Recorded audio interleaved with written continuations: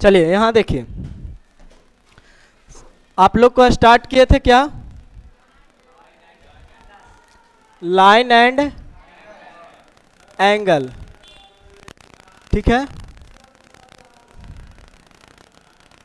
चलिए इसमें सबसे पहला आपको कुछ पॉइंट जो बताए थे कि क्या क्या इसमें रिमेंबर रखना है, देखिए वो क्या था। इसमें रिमेंबर रखना कि सर सबसे पहले रे क्या होगा, ठीक है। उसके बाद क्या था, लाइन क्या होगा, फिर उसके बाद लाइन सेगमेंट क्या होगा, ठीक है।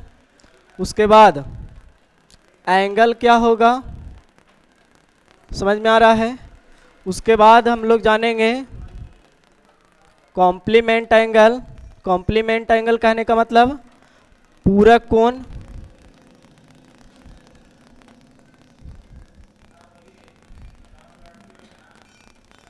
ठीक है।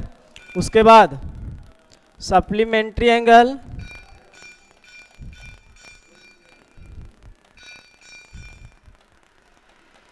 जिसको हम लोग क्या बोलते हैं, संपूरक कोण, ठीक है। इसके साथ और हम लोग क्या जानेंगे कि जितने भी टाइप्स ऑफ ट्रायंगल,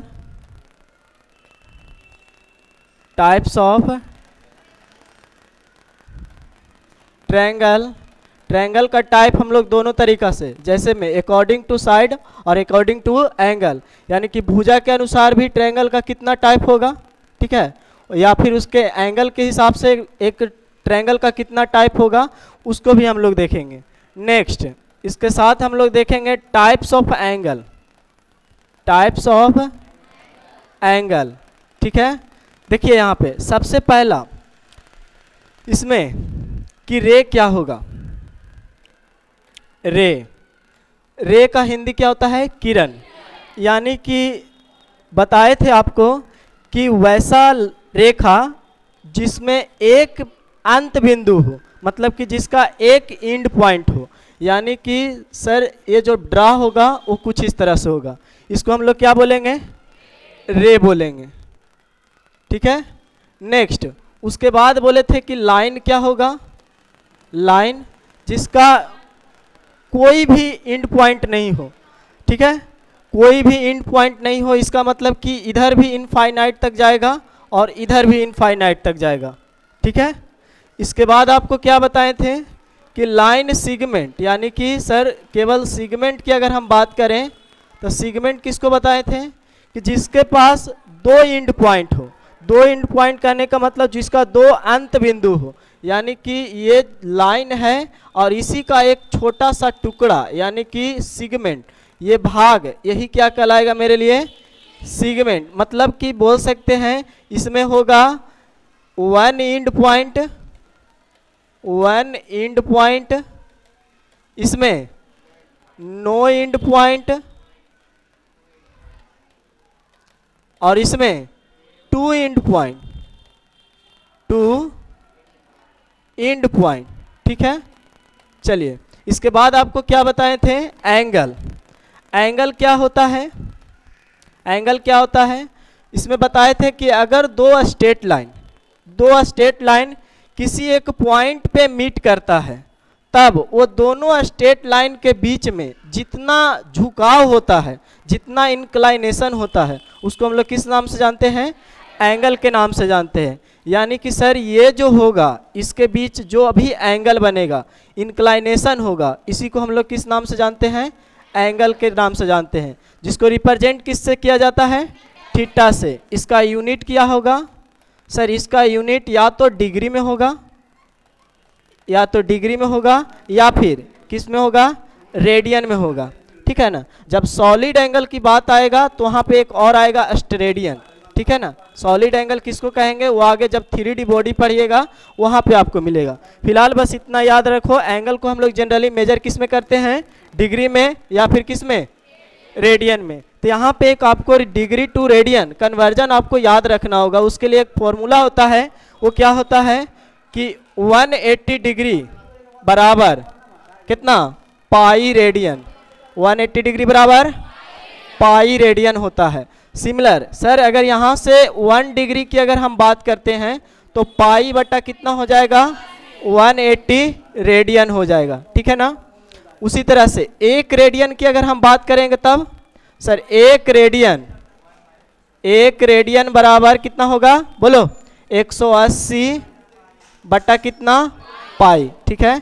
ये आपको रिमेंबर रखना है, ठीक है। उसके बाद नेक्स्ट क्या है आपका कॉम्प्लीमेंट एंगल। कॉम्प्लीमेंट एंगल जिसको हिंदी में क्या बोलते हैं, पूरक कोण बोलते हैं। हम बताए थे कि यदि दो एंगल को सम करने पर अगर 90 डिग्री के इक्वल आ जाए तो हम उसे किस नाम से जानते हैं, पूरक कोण के नाम से जानते हैं। यानी कि सर अगर एक एंगल हम मान लेते हैं थीटा, तो इसका जो पूरक होगा यानी कि इसका जो पूरक कोण जो होगा वो कितना होगा सर, 90 माइनस कितना होगा, थीटा होगा। यानी कि कह सकते हैं कि अगर एक एंगल A डिग्री है और दूसरा एंगल B डिग्री है, तब दोनों को अगर हम सम करेंगे तो कितना आएगा, 90 डिग्री आएगा। तो इसको हम लोग किस नाम से जानेंगे, पूरक कोण के नाम से जानेंगे, ठीक है। ये हो गया आपका पूरक कोण, ठीक है। सिमिलर कि अगर सर दूसरा सप्लीमेंट एंगल यानी समपूरक कोण। समपूरक कोण किसको बोलेंगे, यदि मान लो एक एंगल थीटा है तब इसका जो समपूरक कोण होगा, समपूरक कोण होगा वो कितना होगा, वो हो जाएगा सर 180 डिग्री माइनस में कितना, थीटा। यानी कि अगर एक एंगल A डिग्री है और उसके साथ एक और है जो B डिग्री है, अगर दोनों को जोड़ें और 180 डिग्री के बराबर अगर आ गया तब बोलेंगे कि क्या है, ये समपूरक कोण है, ठीक है। समझ में आया यहाँ तक। इसके बाद बात करेंगे कि टाइप्स ऑफ एंगल, एंगल का कितना टाइप्स हो सकता है। तो यहाँ देखिए अगर नेक्स्ट टाइप्स ऑफ एंगल की अगर हम बात करते हैं,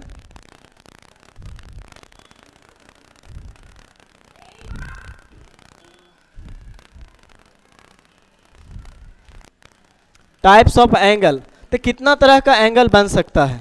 सबसे पहले यहाँ पे आपको पता है कि अगर हम बात करते हैं कि एक लाइन, स्ट्रेट लाइन, ठीक है, जिस पे कितना डिग्री का कोण बनता है, यानी कि सर एक जो लाइन होता है उस पे कितना एंगल बनेगा, 180 डिग्री बनेगा, ठीक है। लेकिन अगर टाइप्स ऑफ एंगल की बात करेंगे तो आपने 3 नाम सुना होगा, एक न्यून कोण, अधिक कोण और एक सम कोण। तो यहाँ पे सबसे पहला अगर हम बात करते हैं कि सर न्यून कोण किसको बोलेंगे, न्यून कोण, इंग्लिश में इसको क्या बोलते हैं, एक्यूट एंगल। एक्यूट एंगल किसको बोलते हैं, बोलो। यदि थीटा यानी कि एंगल का मान 0 डिग्री से बड़ा और 90 डिग्री से अगर छोटा रहे तो उस एंगल को हम लोग किस नाम से जानते हैं, एक्यूट एंगल यानी न्यून कोण हम लोग कहते हैं। दूसरा क्या होता है, सम कोण। सम कोण किसको बोलेंगे, सम कोण किसको बोलेंगे sir, right angle. Right angle किसको बोलते हैं कि अगर थीटा का मान यानी कोण का मान डायरेक्टली इक्वल आ जाए कितना डिग्री, 90 डिग्री, तब उसको हम लोग किस नाम से जानते हैं, सम कोण के नाम से जानते हैं। उसी तरह से तीसरा क्या होगा, अधिक कोण। अधिक कोण, चलिए इसको इंग्लिश में क्या बोलते हैं, बोलिए, ऑब्ट्यूज एंगल। क्या बोलते हैं उसको, चलिए इसको किस नाम से बोलिए, थीटा कितना होगा सर, अगर थीटा 90 डिग्री से बड़ा, 90 डिग्री से बड़ा और 180 डिग्री से अगर छोटा हो तब उसको हम लोग किस नाम से जानते हैं, अधिक कोण के नाम से जानते हैं, ठीक है। चौथा अगर हम बात करें जिसको हम लोग बोलते हैं रिजु कोण, स्ट्रेट एंगल। क्या बोलते हैं उसको, इंग्लिश हिंदी में लिख लेना, रिजु कोण। कैसे लिखाता है, ऐसे, रिजु कोण। पढ़ ले रहे हैं ना आप लोग अच्छा से।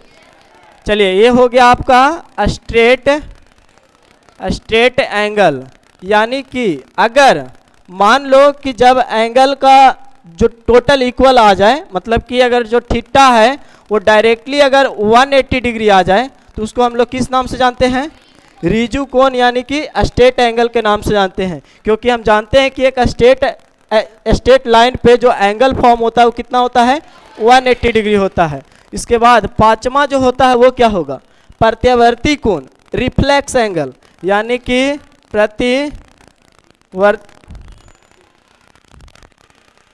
प्रतिवर्ती कोण। हिंदी खराब हो सकता है, कोई दिक्कत नहीं। चलिए इसको क्या बोलते हैं?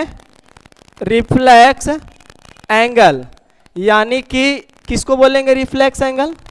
यदि जो थीटा का मान हो वो 180 डिग्री से मोर देन हो और 360 डिग्री से लेस देन हो तो इसको हम लोग क्या बोलते हैं? क्या बोलते हैं?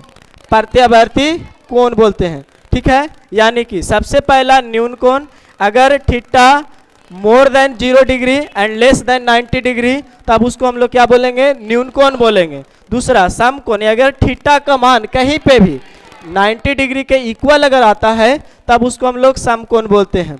नेक्स्ट वन, यहाँ अधिक कोण यानी ऑब्ट्यूज एंगल। ऑब्ट्यूज एंगल किसको बोलेंगे?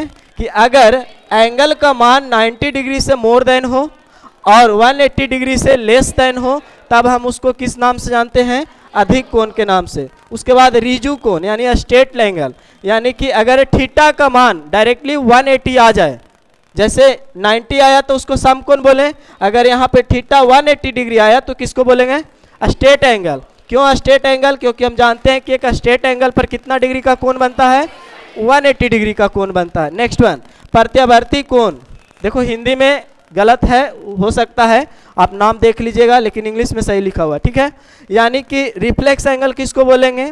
कि अगर थीटा यानी कोण का मान मोर देन 180 डिग्री यानी 180 से ज़्यादा और लेस देन 360 डिग्री यानी कि 360 से अगर कम हो तब हम उसको किस नाम से जानते हैं? प्रतिवर्ती कोण से नाम से जानते हैं। चलिए उसी तरह से टाइप्स ऑफ एंगल के बाद आता है आपका टाइप्स ऑफ ट्रायंगल। चलिए सबसे पहले टाइप्स ऑफ ट्रायंगल में, types of triangle, types of triangle. चलिए बताइएगा, टाइप्स ऑफ ट्रायंगल में दो प्रकार से हम इसको विभाजन कर सकते हैं। कौन कौन सा हो सकता है? पहला आप लोग जानते हैं भुजा के अनुसार। किसके अनुसार? भुजा के अनुसार, यानी कि अकॉर्डिंग टू साइड, यानी कि भुजा के अनुसार कितना हो जाएगा इसका टाइप? पहला समबाहु त्रिभुज, दूसरा समद्विबाहु त्रिभुज, तीसरा विषमबाहु त्रिभुज। यानी कि सर पहला होगा समबाहु और उसके बाद दूसरा समद्विबाहु, ठीक है, और तीसरा होता है आपका विषमबाहु। ठीक है, चलिए इंग्लिश में क्या क्या बोलेंगे? समबाहु यानी इक्विलेटरल ट्रायंगल, ठीक है, समद्विबाहु आइसोसेलेस ट्रायंगल और विषमबाहु स्केलन ट्रायंगल। समझ में आया? यानी कि कहेंगे किसको? अगर मान लो अगर एक ट्रायंगल है जिसका तीनों साइड, अगर तीनों साइड ये और ये तीनों आपस में इक्वल हो, यानी ए बी बराबर बी सी बराबर अगर आए ए सी, तब हम लोग बोलते हैं कि एक कैसा त्रिभुज है? समबाहु त्रिभुज है। कैसा त्रिभुज?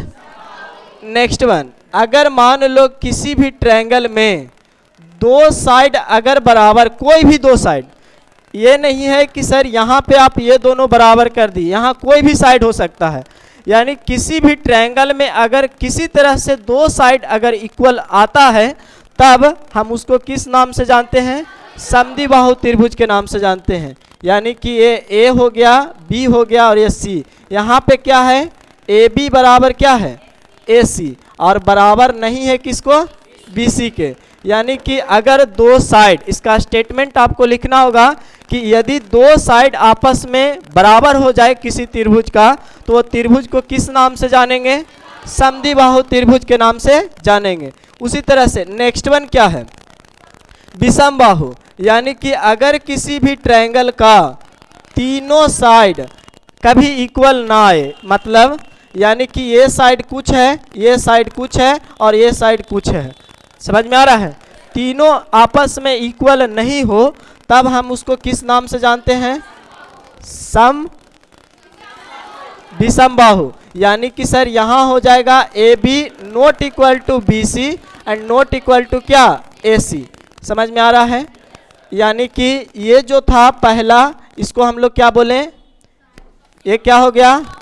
समबाहु त्रिभुज, ठीक है ना। इसको बोलेंगे समद्विबाहु, ठीक है। और उसी तरह से ये क्या होगा? ये था विषमबाहु, ठीक है ना। चलिए अब अगर हम बात करते हैं, ये तो था types of triangle according to side, यानी कि भुजा के अनुसार। उसी तरह से अगर हम सिमिलरली अगर हम बांटें कोण के अनुसार, यानी कि अकॉर्डिंग टू एंगल, तब कितना ट्रायंगल का टाइप हो सकता है। तो अगर हम कोण के अनुसार भी अगर हम बांटते हैं तब ट्रायंगल का भी टाइप कितना होता है? 3 टाइप का। कौन कौन होता है? न्यून कोण त्रिभुज, समकोण त्रिभुज और कौन सा? अधिक कोण त्रिभुज। चलिए यहाँ के बाद इधर देखिए, यहाँ पे बन जाएगा, यहाँ पे सबसे पहले अकॉर्डिंग टू एंगल, यानी कि सर कोण के अनुसार, कोण के कितना होगा बोलो? 3। पहला न्यून कोण, न्यून कोण किसको बोलेंगे? यहाँ पे अगर मान लो एक ट्रायंगल है, ध्यान से सुनिएगा, अगर एक ट्रायंगल है जिसका प्रत्येक कोण, एक कोण नहीं, प्रत्येक कोण यहाँ पे 0 से बड़ा और 90 डिग्री से अगर छोटा आ जाए तब हम उसे किस नाम से जानते हैं? न्यून कोण के नाम से। यानी कि इसमें जो प्रत्येक एंगल होगा, प्रत्येक जो कोण होगा वो कैसा होगा? सर वो 0 से बड़ा होगा, 0 से बड़ा होगा और 90 डिग्री से छोटा होगा। इसको हम लोग किस नाम से जानेंगे? यानी कि ए बी और सी बना दो किसी तरह से। सर ये 30 डिग्री है, ठीक है, ये मान लो 70 डिग्री है, 70 और 30 कितना हो गया? 100। तो ये कितना होगा? 80 होगा। हम जानते हैं कि किसी भी ट्रायंगल के तीनों अंतःकोण का जो योगफल होता है 180 डिग्री के बराबर होता है। तो यहाँ पे भी देखो, यहाँ तीनों जो एंगल दिख रहा है, प्रत्येक जो कोण दिख रहा है वो सारा कोण 0 से बड़ा है और 190 डिग्री से क्या है? छोटा है। यानी कि इसको हम लोग किस नाम से जानेंगे? Acute angle triangle. समझ में आ रहा है? यानी कि इसको हम लोग बोलेंगे न्यून कोण त्रिभुज, ठीक है ना। सेकंड वन, इसके बाद ये क्या होता है बोलो? समकोण। समकोण किसको बोलते हैं? जिसका एक कोण, देखो ध्यान से सुनना, जिसका एक कोण अगर बराबर होना चाहिए केवल। यानी कि सर अगर हम दूसरा बात करें कि अगर किसी भी ट्रायंगल का एक कोण 90 डिग्री अगर आ गया, इसमें प्रत्येक कोण की बात किए थे, इसमें कितना कोण? एक कोण। अगर 90 डिग्री का सिंबल इस तरह से होता है, ठीक है। तो यहाँ पे सर ए लिखें, बी लिखें, सी, यहाँ पे एंगल बी बराबर कितना है? 90 डिग्री। यानी कि सर ये जो ट्रायंगल है वो कैसा ट्रायंगल है? समकोण त्रिभुज है। उसी तरह से अगर हम तीसरा बात करते हैं, तीसरा कौन सा? अधिक कोण। बताइए अधिक कोण त्रिभुज किसको बोलेंगे? अधिक कोण त्रिभुज। यानी सर अगर एक ट्रायंगल हो, ठीक है, जिसमें एक कोण, कितना कोण? एक कोण अगर 90 डिग्री से बड़ा और 180 डिग्री से छोटा रहे तब उस त्रिभुज को हम लोग किस नाम से जानेंगे? अधिक कोण त्रिभुज के नाम से जानेंगे। यानी कि तीसरा जो हो जाएगा, इसमें कोई भी अपने मन से, मान लो ये 120 डिग्री है, ठीक है, हो गया, 90 डिग्री से मोर देन है और 180 डिग्री से लेस देन है। यानी कि 90 से बड़ा है सर और 180 से छोटा है। यानी कि यहीं से कंफर्म हो गया कि ये जो त्रिभुज बनेगा वो कैसा त्रिभुज होगा? अधिक कोण त्रिभुज होगा। यानी कि इसको अगर मान लो 30 डिग्री तो ये कितना हो जाएगा, देख लो 30 20 50, यहाँ पे 30, सही है। यानी कि एंगल ए, यहाँ पे कोण बी और यहाँ पे कोण सी, यानी कि अगर इस यहाँ पे भी तीनों को अगर हम सम करते हैं तो कितना आ जाएगा 180 डिग्री। यानी कि तीनों जो टाइप दिखा यहाँ पे अकॉर्डिंग टू साइड और अकॉर्डिंग टू एंगल, इसको आपको जब आगे पढ़िएगा तो वहाँ पे आपको बहुत ज़्यादा इसको ज़रूरत पड़ेगा, क्योंकि अभी ज्योमेट्री का हिस्सा आपको शुरू नहीं हुआ है। केवल आपके उसके बारे में एक इंट्रोडक्शन दिया गया है कि कितना टाइप का कोण बन सकता है, उससे रिलेटेड कितनी ऑब्जेक्टिव बन सकता है। देखो ये सब चीज़ जब सेट प्रैक्टिस करिएगा तो वहाँ पे ये चीज़ आपको मिलेगा। ऐसे आप जब जनरली एग्जाम देने जाइएगा तो वहाँ पे क्वेश्चन इसी तरह से इसके मतलब इसी पे आधारित आपको क्वेश्चन एग्जाम में मिलेगा। समझ में आ रहा है बोल रहे हैं जो? तो इसको आपको पहले रिमेंबर रखना है कि क्या क्या एंगल होता है, कितने टाइप होता है, कौन कौन सा फॉर्मूला होगा, कैसे हम लोग फाइंड करें, कैसे हम लोग सभी बहिष कोण का योगफल निकालेंगे, कैसे उसके विकर्ण निकालेंगे, अंतः कोण का योगफल क्या होगा, उन सारे चीज़ों को यहाँ पे हम लोग देखेंगे। तब हम जाके इससे रिलेटेड जितने भी क्वेश्चन होंगे वो सारे को हम लोग 1 बाय 1 करके प्रैक्टिस करेंगे। चलिए इसके बाद अगर हम बात करते हैं नेक्स्ट, यहाँ पे देखिए ध्यान से, जैसे ही हम जानते हैं कि सर यहाँ पे इसमें एक बहुभुज का एक कॉन्सेप्ट आता है। बहुभुज जानते हैं? बहुभुज मतलब कि सर ट्रायंगल मतलब कि वैसा क्लोज फिगर जिसमें 3 स्ट्रेट लाइन से घिरा हुआ हो, उसको क्या बोलते हैं? उसको ट्रायंगल बोलते हैं। सर वैसा फिगर, वैसा क्लोज फिगर जो 4 सरल रेखा से घिर के बना हुआ होता है, उसको क्या बोलते हैं? सॉरी यानी उसको क्या क्वाड्रिलेटरल बोलते हैं, चतुर्भुज बोलते हैं। उसी तरह से अगर 3 या 4 के बाद ज़्यादा होता है तो उसको पंचभुज बोलते हैं, षष्ठभुज बोलते हैं, अष्टभुज बोलते हैं। उसी तरह से अगर बहुत ज़्यादा स्ट्रेट लाइन से एक फिगर क्लोज बनाया गया हो तब उसको हम लोग किस नाम से जानते हैं? बहुभुज के नाम से जानते हैं। तो इससे रिलेटेड क्या क्या क्वेश्चन बनेगा, जैसे मान लो कि सर ये एक मेरे लिए यहाँ पे एक बहुभुज है, ठीक है। अब इसका तो साइड जो हो गया वो मोर देन 4 हो गया, यानी बोल सकते हैं कि सर 4 से अगर अधिक अगर भुजा है तो उसको हम लोग बहुभुज बोल सकते हैं, कोई दिक्कत? चलिए यानी कि सर यहाँ पे ये वाला एंगल बना, इधर एक एंगल बना, इधर भी हो सकता है। देखो यहाँ पे अब जिधर भी आपको बनाना रहे बना सकते हैं। इस तरह से बन गया, इस तरह से बन गया, ये बहिष कोण है। क्या है ये? देखिए जैसे आप लोग ट्रायंगल में पढ़ें तो उसमें भी बहिष कोण से रिलेटेड आपको क्वेश्चन रहता है। जैसे आपको पता होना चाहिए कि एक ट्रायंगल है, एक ट्रायंगल है जिसमें ये जो कोण बनाया जाता है ये, और ये जो कोण है ये, और ये जो कोण है ये, समझ में आ रहा है बोल रहे हैं जो? अगर हम इसको रिप्रेजेंट करते हैं सर θ1 से, और इसको रिप्रेजेंट करते हैं सर θ2 से, और यहाँ पे रिप्रेजेंट करते हैं θ3 से, ठीक है ना, तो हम जानते हैं कि यहाँ पे θ1 और θ2 और यहाँ θ3 ये जो है वो कैसा है? इंटीरियर एंगल है। इंटीरियर एंगल कहने का मतलब अंतः कोण है। कैसा कोण? अंतः कोण, जिसका सम कितना होता है? कितना होता है? यानी कि सर यहाँ से θ1 प्लस θ2 प्लस θ3 बराबर कितना डिग्री? 180 डिग्री होता है, ठीक है। अगर हम मान ले यहाँ पे कि सर ये जो एंगल है वो θ2 डैश है, ये जो एंगल है वो θ1 डैश है, और ये जो एंगल है वो θ3 डैश है, तो याद रखना कि किसी भी त्रिभुज का जो बहिष कोण होता है वो सामने वाले 2 अंतः कोण के योगफल के क्या होता है? बराबर होता है। क्या होता है वो? यानी कि सर अगर हम यहाँ से θ1 डैश लिखना चाहें, ये देखो θ1 डैश, तो यहाँ के बाद इसके सामने 2 कोण कितना है? θ1 और θ3, यानी कि इतना बराबर लिख सकते हैं सर θ1 और प्लस में कितना?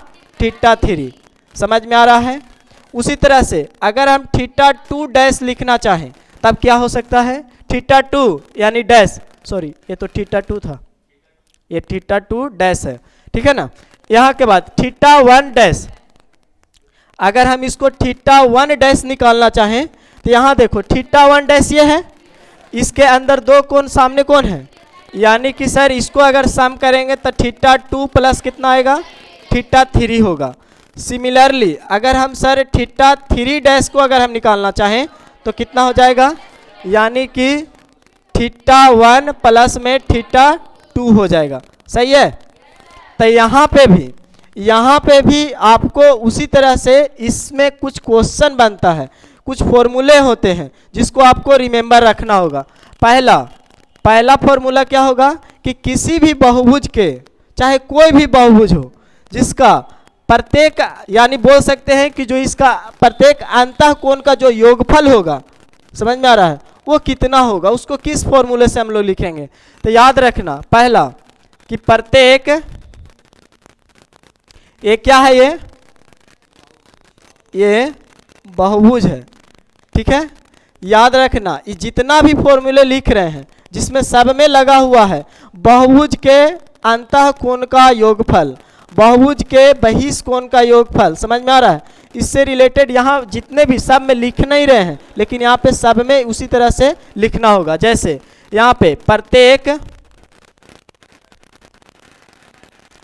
अंतःकोण, मतलब कि इसका मतलब क्या समझें कि किसी भी बहुभुज का प्रत्येक अंतःकोण का मान कितना होगा, कितना होता है, याद रखना n-2 इंटू 180 डिग्री और बटा में कितना n क्या है सर, n क्या होगा सर, n जो है वो साइड्स है, क्या वो भुजा, यानी कि जैसे बोल दे ये कितना साइड है इसका, गिनो 1 2 3 4 5 6, यानी कि अगर n बराबर अगर हम 6 रखेंगे तो यहाँ से सॉल्व करने के बाद जो आएगा इसमें पता चल जाएगा कि इसका प्रत्येक जो कोण बनेगा वो कितना डिग्री का होगा।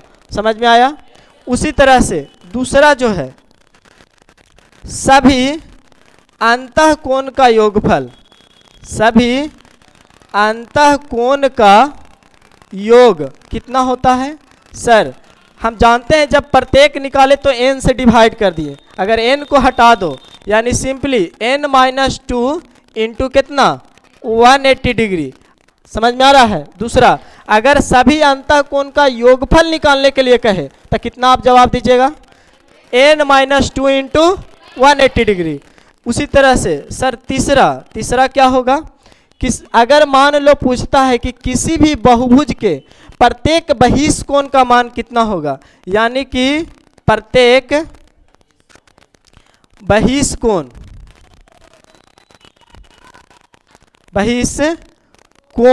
इसका मान कितना होगा, याद रखना 360 बाय n, कितना, अगर आप उसको निकालने के लिए दे देगा कि एक षष्ठभुज है जिसका प्रत्येक बहिष्कोण का मान कितना होगा, तो सीधे करेंगे कितना 360 बटा n, यानी कि n मतलब नंबर ऑफ साइड।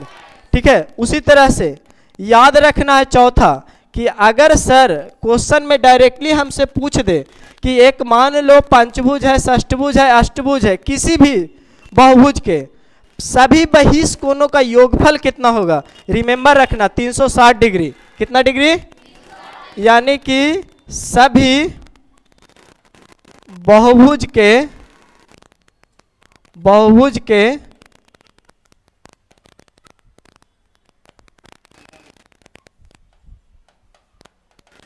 बहिष्कोण का जो योग होता है वो कितना डिग्री हो जाएगा, 360 डिग्री होगा, यानी ये डायरेक्टली रिमेंबर रखना है।